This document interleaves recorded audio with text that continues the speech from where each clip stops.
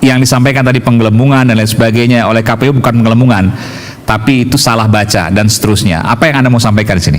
Gini, saya mungkin ini tidak bermaksud membela KPU, juga tidak bermaksud apa ya, tapi walaupun saya mengakui bahwa perlu banyak yang dievaluasi, tapi saya lebih suka pakai kata bahwa ada kesalahan dalam mentransformasikan atau mengkonversi data scan berubah menjadi data digital.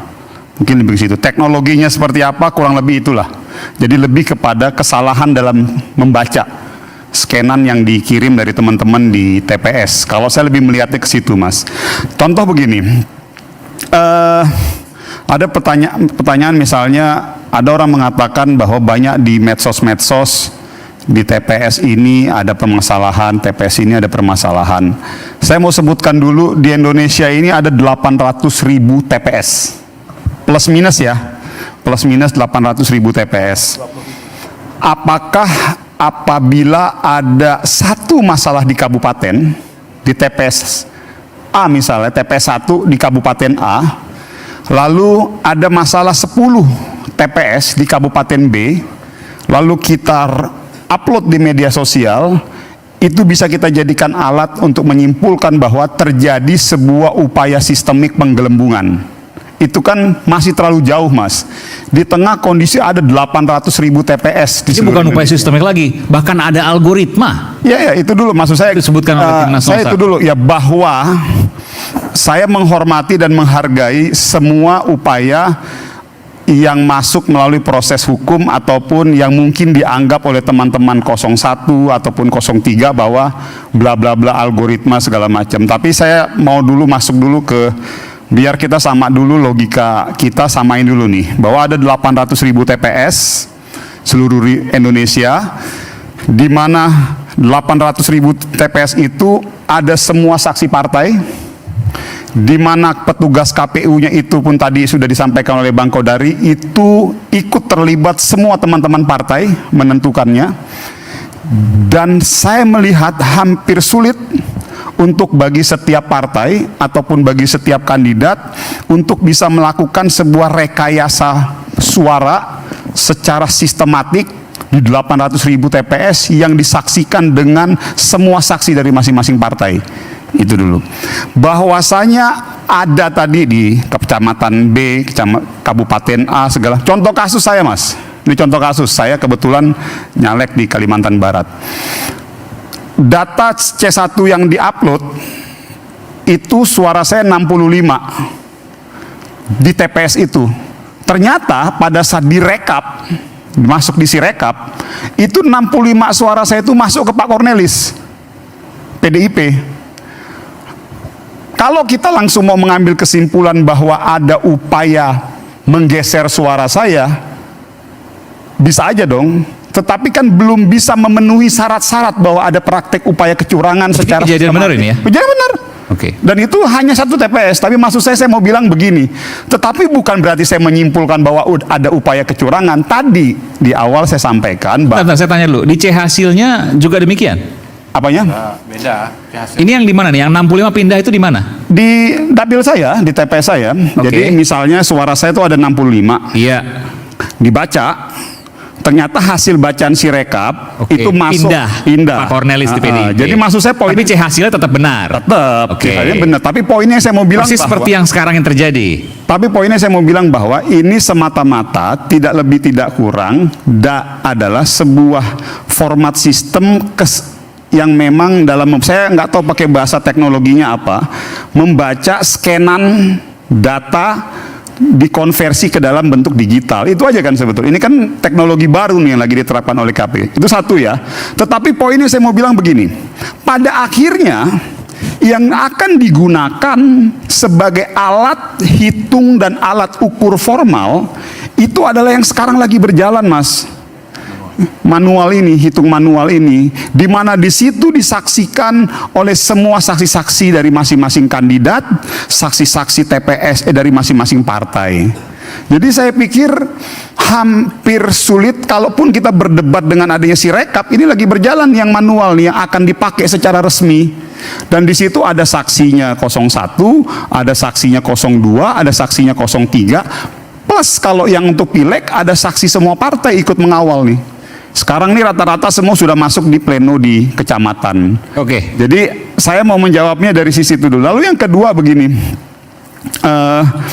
saya mengerti ya bahwa pertama saya mengerti dan saya juga menghormati semua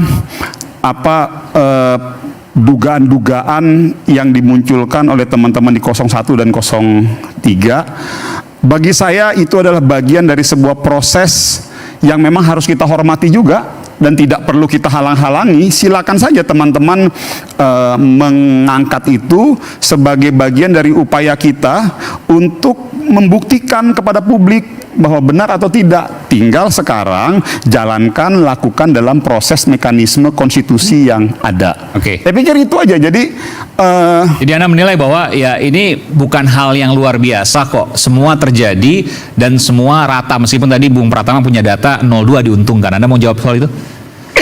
saya nggak tahu Mas ya, apakah itu 02 yang diuntungkan, 03 yang diuntungkan, atau 01 yang diuntungkan. Anda nggak melihat itu? Karena saya tidak punya basis data yang real. Kalau tadi disebutkan oleh beliau kan baru 100 TPS ya Mas ya? 103 TPS. Sampling 103 TPS itu kan kita juga dengan ada 800.000 TPS kita juga belum bisa menyimpulkan. Bisa aja mungkin ada lagi yang setelah diambil sampling ada 200 TPS yang mungkin 01 lebih banyak.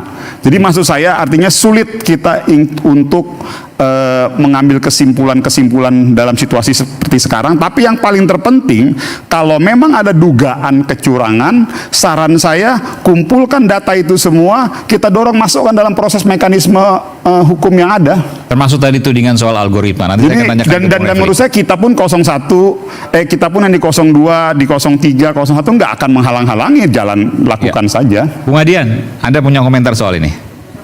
Silakan Bung. Sampai lupa tuh mikrofon. Soal ini bukan kecurangan, ini hal yang terjadi biasa dan mungkin saja hasilnya rata, hanya kesalahan pembacaan C hasil lewat OCR tadi. Tadi sudah disebutkan oleh Komisioner KPU. Anda punya komentar soal itu? Salah ya salah saja. Mau jumlahnya 1, 2, 3, 4, 5, 6 ya salah-salah saja. Dia tidak menjadi benar ketika jumlahnya sedikit. Bahwa kemudian itu dijadikan sebagai argumentasi untuk memaklumi, menurut saya itu persoalan pertanggungjawaban negara terhadap rakyat. Nggak bisa kemudian, ya karena cuma 10 yang meninggal dibandingkan sekian yang hidup ya kita terima dong. Karena cuma sekian yang ketahuan tidak benar ya kita terima dong. Nggak bisa. Salah ya salah. Oke, sampai hari ini apakah negara mengatakan minta maaf? Enggak. Tapi sibuk berdalih mencari segala macam argumentasi. Ini yang membuat kemudian kok kayak begini mental kita bernegara. Kalau di negara lain salah sedikit saja mundur menterinya, salah sedikit saja mundur pejabat negaranya. Hanya kita yang di sini selalu berkompromi dengan angka, berkompromi dan angka, seolah-olah suara rakyat itu cuma kumpulan angka. Manusia ini cuma kumpulan angka. Rakyat kita ini cuma deretan angka-angka saja, nggak ada mananya sama sekali. Seolah-olah kita lupa bahwa 82% APBN kita ya dari pajak mereka yang harus dipertanggungjawabkan dan hitungan yang benar. Nggak bisa kemudian kita sederhanakan seperti itu. Kalau menjawab Maman ya, ya menurut saya banyak kejanggalan dari awal sampai akhir kok memang nggak bisa kita pungkiri. Kalau KPU bilang nggak ada penggelembungan loh, kalau angkanya tambah besar tuh apa namanya? Ya penggelembungan. Sekarang tanggal 20 di banyak kecamatan itu dihentikan kok penghitungan suaranya. Penghitungan suara manual loh yang berhenti. Kenapa harus berhenti? Karena ada ketidaksinkronan dengan Sirekap. Loh, Sirekap penghitungan manual jalan dong. Untuk kepentingan siapa penghitungan manual itu dihentikan? Apa hubungannya dengan tidak sinkronnya antara data Sirekap dan penghitungan manual? Nggak ada hubungannya. Lalu kenapa yang tidak ada hubungan kemudian dihentikan? Artinya bahwa proses penghentian itu akan punya dampak loh terhadap angka-angka, terhadap proses kecurangan yang mungkin saja terjadi. Orang tahu bahwa ketika semakin lama proses penghitungan itu berjalan, semakin besar peluang kecurangannya. Oke, Bung Maman ada tanggapan soal itu? Ya, Kalau saya ini gini, Mas Aiman, ya namanya, saya balik lagi, saya tidak mau masuk ke dalam merespon teknis ya, saya mau responnya begini, ya namanya, ini sama kayak cerita, saya nggak mau nanti kesana kita jumawa ya, ini sama kayak waktu tahun 2014, kami dukung Pak Prabowo, kalah Pak Prabowo, menang Pak Jokowi. Ya namanya kita secara hitung-hitungan kita di bawah yang menang, pasti kita punya agresivitas untuk cenderung mengontrol. Kan itu aja, mungkin bahasa saya pakai bahasa yang agak lebih halus. Atau gitu. menyampaikan bahwa ada kecurangan Bahwa langsung ada, aja. Bahwa ada praktek yang mungkin tidak sesuai. Gitu aja mungkin bahasa saya begitu, mungkin lebih halus. Nah, Susah banget ngomong curang tapi sih. bagi saya enggak, karena menurut saya ini adalah psikologis yang wajar terjadi. Jadi contoh misalnya, kayak dong, misalnya, kayak misal gini, kecurangan sebentar man, sorry, maaf ya. Silakan. Kecurangan itu tidak bisa lu lihat cuma di angka-angka. Oke, rakyat nih bingung, partai-partai bingung. Oke, ketemu kecurangan pemilu, ngaduinnya kemana? MK, ada pamannya. Enggak, lalu kemana? Mau tidak mau pilihannya adalah hak angket. Ditarik ke parlemen, parlemen harus bertanggung jawab mengontrol produk undang-undangnya salah atau tidak. Parlemen harus bertanggung jawab terhadap setiap rupiah pengeluaran uang yang dia tanda tangani dalam APBN itu. ya mau nggak tidak apa-apa, mau, dorong aja di hak angket, kan memang setuju? mekanismenya ada. Lu setuju kan? Bahwa Lu setuju kalau nggak? teman-teman mau mendorong di hak angket silakan, tapi bahwa Golkar mau setuju itu nanti dulu. Oh, bukan, artinya bukan begini. ya kan? Masih panjang permainan. Ada rangkaian kecurangan yang tidak berhenti cuma di soal angka-angka. Enggak loh man. Komunikasi gua dengan ketua KPU itu jalan, dan gua bilang sama dia, angka gua kemarin sekian, ini adian nih, bukan pilpres. Ngitung angkanya lebih dikit, kertas suaranya lebih dikit dibandingkan pilpres. Kenapa hari ini sekian, jam 8 pagi sekian, jam 5 sore turun, hilang 470 suara. Lu baru menghitung 15.000 TPS di Kabupaten Bogor dengan 9 orang caleg DPR RI, berubah dalam waktu 6 jam, suara gua turun 470 suara. Itu baru adian. Gimana Karena lu begini, sebentar dulu. Artinya bahwa gini, kalau kemudian untuk 15.000 TPS saja bisa terjadi itu, mungkin nggak terjadi untuk 823.000 TPS yang lain. Lebih mungkin dong peluangnya, lebih besar dong peluangnya. Kan seperti itu. Makanya Nah, solusinya, bukan solusinya solusi. sebenarnya gampang bang. Solusinya adalah, yuk kita sama-sama kerahkan saksi-saksi kita, pasukan-pasukan kita ikut dalam proses rekap perhitungan manual. Gini man. Itu tanggung jawab partai politik. Ada tanggung jawab negara. Bisa nggak gua bilang bahwa seluruh angka yang sudah dipublikasikan oleh Sirekap itu hoax? Kalau itu bisa dikatakan, bisa nggak dikatakan negara menyebarkan hoax? Bisa nggak? Oke, kalau bisa dikatakan negara menyebarkan hoax, buka undang-undang ITE. Ada sanksinya loh. Kalau buka misalnya, buka begini, undang-undang Bang. penyebaran kebohongan publik, ada sanksinya loh. Oke, Begini, menurut yang saya harus ada dipahami. langkah hukum ketika negara dianggap menyebarkan hoax. Kenapa? Tersebar kok itu. Angka itu tersebar kok. Iya, betul. Gitu loh. Artinya Terus ini menjadi masalahnya kepentingan di mana? lebih besar lagi bahwa harus ada Bung Godari ada mau langkah politik komentar soal parlemen. Iya, itu dua hal ya.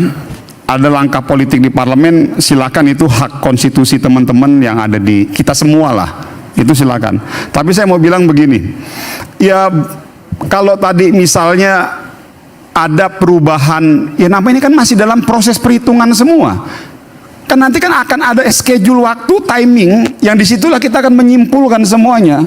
Jadi kalau yang namanya sekarang ini, kalau kita patokannya Sirekap mas ya, kalau kita mau menjadikan Sirekap sebagai patokan, ya itu pasti akan fluktuatif karena tadi sudah diakui, sudah diakui. Kalau MK nggak bisa dipercaya, oke, sudah diakui. KPU dan Sirekapnya nggak bisa dipercaya. Mau tidak mau, rakyat hanya bisa percaya dengan kekuatan dirinya sendiri. Hati-hati loh. Ya nggak apa-apa. Nah, Hati-hati ini loh. sama loh. Begini bang, Ketika Udahlah. rakyat tidak lagi mempercayai lembaga-lembaga negara, Ini Dia narasi hanya akan ini, percaya pada langkah kakinya narasi sendiri. bahwa Nggak hati-hati bisa, dengan loh. gerakan rakyat, hati-hati dengan ini Bukan lu yang semua. mengatakan itu. Ini kan Kenapa narasi tidak yang kita paksa memang- negara minta maaf sama rakyat? narasi yang terhadap memang akan terus penggelembungan, diangkat. entah sengaja tidak sengaja. Kemarin sebelum terhadap pemilihan angka yang dulu. salah, entah sengaja tidak sengaja. Mau sengaja tidak sengaja uang rakyat, pajak rakyat habis untuk kesalahan itu. Boleh saya Nggak catatan? bisa, Man. Boleh catatan dari saya? Kemarin- Lebih baik paksa negara minta maaf. Gini, Bung Kodari, silakan, kita Kodari. nggak bisa menggunakan sebuah kata-kata besar yang bernama negara. Karena apa? Karena posisi KPU itu adalah lembaga independen. Dia lepas dari partai politik, ya, dan dia bekerja sebagai sebuah lembaga independen. Lembaga independen. Iya, Oke, lembaga independen. yang kemudian mewakili negara untuk melaksanakan pemilu. Oke, Nggak bisa. yang kemudian dibiayai oleh Gini loh. anggaran pendapatan dan belanja negara. Oke, Gini. dan kita bilang itu bukan negara. Enggak. Maka pertanggungjawabannya Enggak, harus abang mau bilang diberikan itu bukan negara. kepada lembaga yang bersangkutan. Nggak bisa kemudian ditarik ke sana Loh, kemari. tidak bisa dong. Nggak bisa, bos. Orang dipaksa. Gini, bos, kalau Anda yang salah, masa negara yang disalahkan? Nggak bisa. Anda yang salah kan begitu kan? Bukan bagian dari lembaga negara. Kan makanya saya bilang KPU letakkan lembaga pada negara posisinya bahwa KPU ini adalah lembaga independen. Kesalahan-kesalahan yang terjadi pada Proses KPU pemilihannya independen, tapi dikembalikan sebagai kepada lembaga KPU yang dibiayai oleh APBN. Iya. Dia lembaga negara. Yang kedua, Dia begini. dipilih oleh presiden. Yang bikin panselnya undang-undang ditunjuk oleh itu presiden. ada Anggotanya dipilih oleh hitungan DPR. Dia lembaga elektronik negara. dan hitungan Baik. manual. Dia bekerja adalah menggantikan DPR, negara. partai politik. Jangan sekarang ada perbedaan antara angka elektronik dengan angka KPU, seolah-olah yang salah cuman presiden, padahal yang bikin barang-barang semua partai politik, termasuk Bung Adian dan Bung Maman yang ada di dalamnya, gitu loh. Yang Kenapa mana sekarang ini? yang disalahkan cuman DPR negara maksudnya, atau aktor DPR. tertentu? Ini adalah Enggak, hasil yang dari mana yang kerja dimaksudkan kolektif. ini yang mana? Ya, Yang abang maksudkan yang mana? Saya nggak ngerti. yang mana yang mana? Bukan. Pertama begini, Bang. Gini, kalau nanya sama saya tolong yang spesifik, jangan bersifat umum. Oke, dong. nanti kita akan lanjutkan. Kita akan kembali saat lagi.